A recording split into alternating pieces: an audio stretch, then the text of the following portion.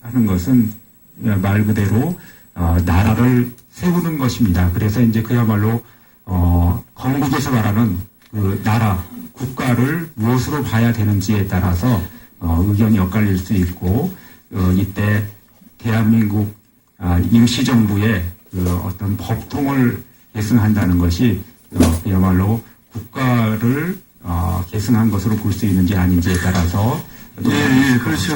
그게 헌법 전문에 들어있는 용어입니다. 이게 정치적 원사가 아니죠. 그렇죠. 역사적 판단도 이면서 또 헌법적 합의에 의한 명확한 규정이죠. 그거에서 자유롭지 못하잖아요, 우리가 헌법에서. 그것의 해석에 관해서도 여러 논란이 있을 수 있는 것이 사실 문제인 것 같습니다. 아니, 헌법 전문에 대한 해석에 논란이 있으면 안 되죠. 자, 다음 질문으로 넘어가겠습니다. 많은 질문 중에 일본군 위안부 피해자 배상 청구의 문제가 없어요. 빠졌어요. 그래서 제가 이거를 좀 질문을 드리겠습니다. 자, 2011년 8월에 헌법재판소가 한일협정 3조에 피해자 일본군 위안부 피해자의 배상 책임을 국가가 제기하지 않는 것에 대해서 헌법에 위배된다고 판결을 했죠. 네.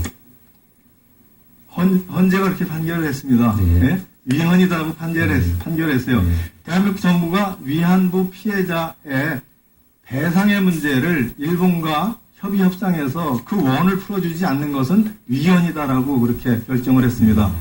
그래서 그 해에 이명박 대통령 계실 때 한일 간의 협상이 진행됐고 드디어 지난해 말 12월 28일 날 양국의 외무장관의 언론 보도문이 나왔습니다. 그때 10억 엔에 뭐를 하고 이렇게 나와 있는데 이 10억 엔에 대한 성격이 애매해요. 이것이 당시 2011년 헌재가 판결했듯이 배상 청구권을 국가가 나서서 헌법에 위배되지 않게 받아내려는 양국 간의 협상이라고 보십니까?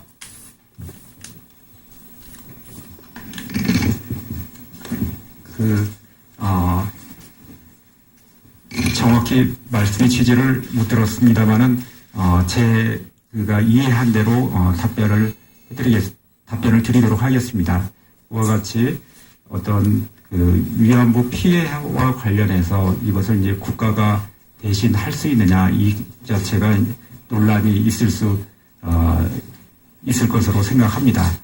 그런데 과연 그것이 그걸 피해자 대신 완전히 손해배상을 포기한 것인지 그 점은 여전히 논란이 있을 수 있는 문제로 생각됩니다. 오후에 제가 추가 질문. 예. 자, 그러면 우리 간사님, 양해하시겠습니까? 1분만 하시겠습니다. 위안부 문제는 오후에 조금 더 자료를 받아보세요. 추가 질문하겠습니다. 감사합니다. 자, 그 다음 문제입니다. 법제사법위원회 북한과 한반도 평화 문제에 대한 후보자의 가치관과 철학에 대해서 좀 후보자 하나 김재형 여쭙겠습니다. 인사청문회입니다. 사드 배치가 지금 국내 또 국외 주변국 간에 상당한 위험한 요소로 떠오르고 있습니다. 이에 대한 한국과 미국 정부 간의 합의가 법적으로 어떤 법적 조치였는지에 대한 후보자님의 견해를 좀 밝혀주시고 이거에 대해서 적법 여부에 대해서 국회 동의 이 등에 대해서 적법 판재 여부 및 국회 동의의 문제에 대해서는 후보자 답변에서 이렇게 말씀을 주셨습니다. 대법원이겠죠. 대법원 또는 헌재에서 판단이 필요하다. 그리고 문의 대법관이 됐을 때 다루게 될 사건일 수도 있기 때문에 답변하기가 좀 어렵다. 이런 말까지 하셨어요. 그럼 현재 이 국회 동의 여부에 대한 판단은 결국은 대법원이나 헌재 판단에 따른다는 그런 뜻으로 답변을 주신 건가요?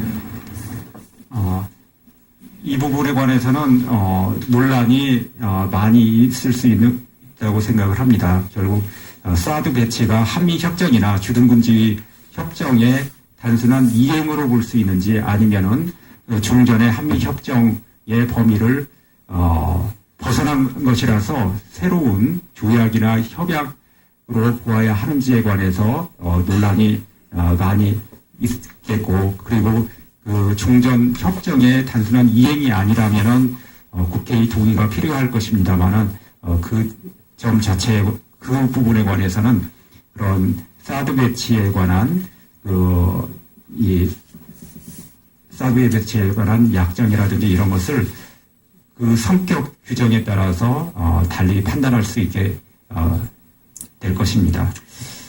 네. 예. 수고하셨습니다. 다음은 새누리당의 경북 영주시 문경시 예천군입니까? 예, 예천군의 우리 최규일 위원님께서 질의해 주시겠습니다. 예, 후보자님, 먼저 축하를 드립니다. 고생 많으십니다. 제가 대법원에, 대법관실에 가끔 가본 적이 있는데, 굉장히 이제 고생하시는 것 같아요. 정말, 보기에도 딱할 정도로, 고생하시는 것 같은데. 그래서 제가 이제 검찰국장 할 때, 우리 대법관, 검찰 출신 대법관 이제 후보 되실 분들한테 한번 접촉을 해보면, 너무 6년 동안 너무 고생스러워서 참 가기가 겁이 난다. 그런 말씀을 많이 하시는데, 통계적으로 이제 이런, 미국 연방대법원은 약 80건 정도, 우리나라 대법원 판결 건수가 혹시 몇 건 되는 줄 아십니까? 네, 37,000건입니다.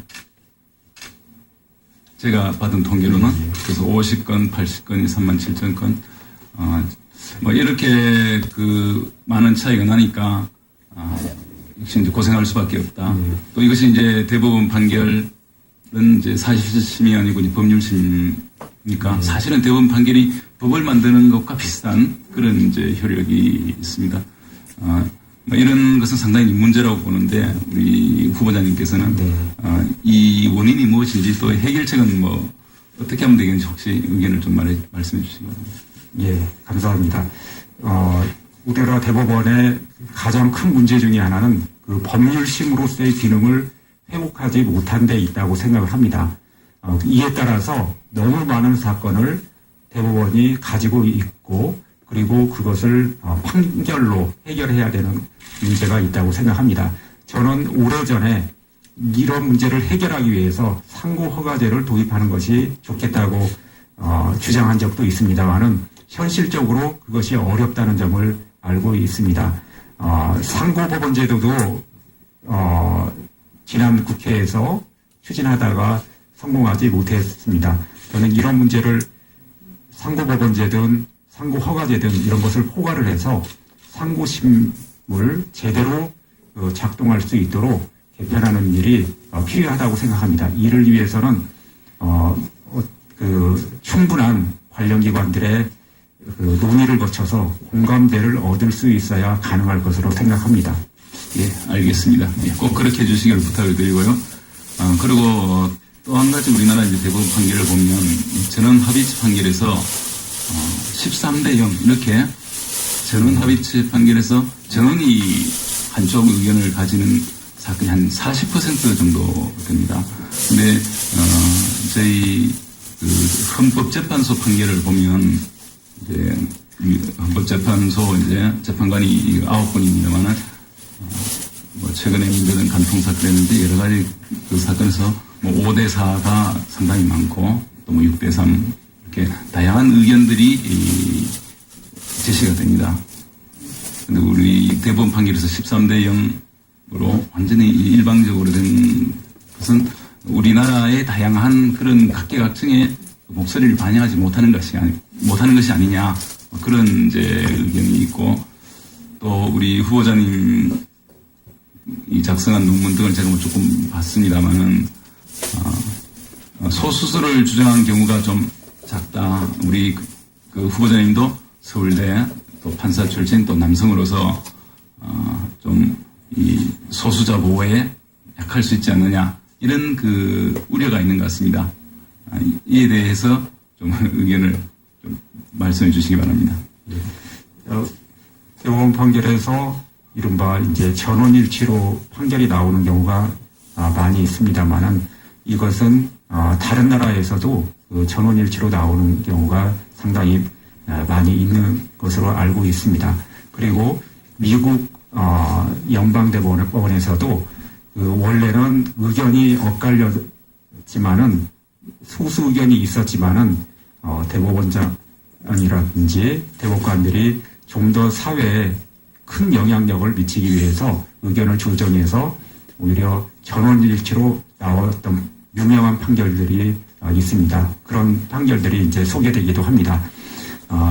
그래서 다만 그 위원님께서 말씀하신 것처럼 이게 지나치게 그 소수 의견이 있을 법한 사건인데도 소수 의견이 없는 것은 문제 아니냐 이런 지적에 관해서는 충분히 생각을 해서 어떤 방식으로 그 판결을 내는 것이 좋은지 생각해 보도록 하겠습니다. 예. 그리고 그러니까 죄송합니다. 예. 그래서 다양한 의견을 또 이 각계각층의 다양한 의견을 많이 수렴해서 그렇게 이제 해주시기를 부탁을 드립니다. 그리고 제가 이제 형사 관련 문제에 대해서 잠깐 말씀드리려고 하는데 혹시 미란다 룰이 무슨 그 룰인지 혹시 설명해 주시겠습니까? 목소리는 짱짱. 미란다 룰이 어떤 내용인지? 법관 이걸 모르고 가십니까? 예, 제가 설명을 드리겠습니다. 당연히 알고 계시겠지만, 그래서 미란다 룰에 대한 그 오해가 좀 있어서 이제 그런 것 같은데요. 어제 공부하셨구만. 우리가 일반적으로 이야기의 미란다 룰 룰은 공부하셨어, 어제. 변호인 선임권과 들어봅시다. 진술 거부권을 고지하지 않고 한 목에 힘은 좀 체포는 빼고. 부적법하다.